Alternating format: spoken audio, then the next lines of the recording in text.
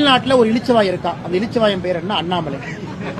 ஏன் அண்ணாமலை இளிச்சவாய் அண்ணாமலைன்னா, எம்எல்ஏ கிடையாது, எம்பி கிடையாது, பஞ்சாயத்து தலைவர் கிடையாது, மக்களுடைய வரி பணத்துல ₹1 எனக்கு சம்பளம் கிடையாது. ஆனா வருஷம் நான் பேங்க் அக்கவுண்ட் ஸ்டேட்மெண்ட் ரிலீஸ் பண்ணுவேன். இங்க பாருங்க, 10 வருஷம் பேங்க் அக்கவுண்ட் பாத்துக்கங்க, எல்லாத்தையும் பாத்துக்கங்க, ஸ்விக்கி ஜொமேட்டோ என்னென்ன வாங்கியிருக்கேன்னு பாருங்க. அது ஒரு பக்கம். நான் சொந்தமாக நான் சம்பாரிச்சு ஒரு விவசாய நிலம் வாங்கினாலும் நான் மட்டும் எக்ஸ்பிளனேஷன் கொடுக்கணும். இன்னைக்கு நீங்க ஆர்டிஐல போட்டவே தெரியும் சகோதரி அவர்களே, என்னுடைய பட்டான் என்ன உங்களுக்கு தெரியும், அதை மறுக்கல. சந்தை மதிப்பை விட மார்க்கெட் ரேட் என்ன இருக்கோ அதை விட அதிகமான ரேட்டுக்கு அந்த லேண்ட அதிகாரப்பூர்வமாக வாங்கியிருக்கோம். அரசுக்கு வரியும் கட்டியிருக்கோம். எதற்கு? இயற்கை விவசாயம் செய்ய வேண்டும் என்கின்ற ஒற்றை நோக்கம். அடுத்த 5 வருஷம் நீங்க என்னை பார்க்கத்தான் போறீங்க, விவசாயம் பண்றேன்னா விவசாயம் பண்ணலையான்னு, இயற்கை விவசாயம் இருக்கிறனால.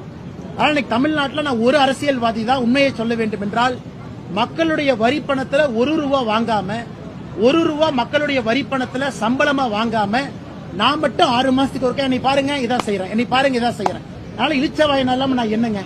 இதுல எதிர்க்கட்சி நண்பர்கள் எல்லாம் சொல்றாங்க, அண்ணே அப்ப நீ லேண்ட் வாங்கியிருக்கிற, யாரு பணம் கொடுத்தா? ஏன் நான் சம்பாதிச்சேன், நான் சம்பாதிக்க கூடாதா?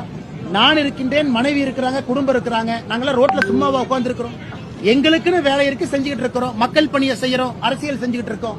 இருந்தும் எதற்காக வெளிப்படையா நான் இருக்கேன்னா, நம்ம நம்பி இருப்பவர்கள் புரிந்து கொள்ள வேண்டும் நான் என்ன செய்யறேன். அரசியலும் பண்றாரு, இந்த வேலையும் செய்யறாரு. அப்பப்ப குறிப்புகள் கொடுக்கறேன். இன்னைக்கு திமுக இருக்கு, டிவிஎஸ்சி இருக்கு, அவங்க கையில ரெவென்யூ டிபார்ட்மெண்ட் இருக்கு, அவங்க கையில தாசில்தார் இருக்கிறாங்க. சோதனை பண்ண சொல்லுங்க. மார்க்கெட் ரேட் என்ன ரேட்டுக்கு நம்ம ரெஜிஸ்டர் பண்ணிருக்கோம்னு கேட்க சொல்லுங்க.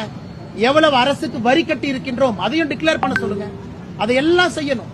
எந்த வரி பணமும் மக்கள் பணமும் இல்லாம இவ்வளவு வெளிப்படை தன்மையாக நான் இருக்கின்றேன்.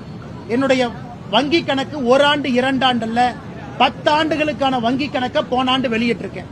அடுத்த ஆண்டு என்னுடைய இன்கம் டாக்ஸ் அதை வெளியிடுவேன் எலெக்ஷன் நேரத்தில். அதிலையும் மக்கள் பார்க்கறாங்க.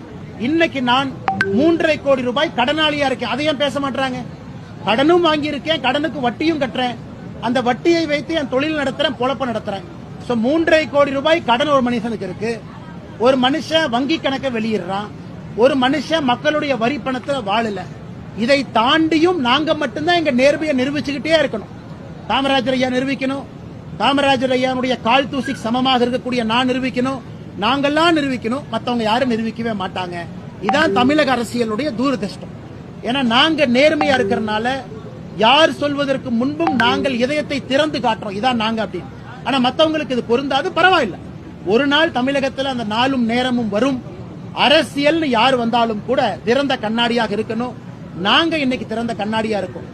இதே மக்களுடைய வரி பணத்துல சம்பளமாக நாங்கள் வாங்கும் பொழுது இதை விட 100 மடங்கு இன்னும் வெளிப்படையாக இருக்கும். அது தமிழகத்தினுடைய அரசியல் புரட்சியாக இருக்கும். அந்த காலம் வரும் பொழுது நாங்கள் செய்து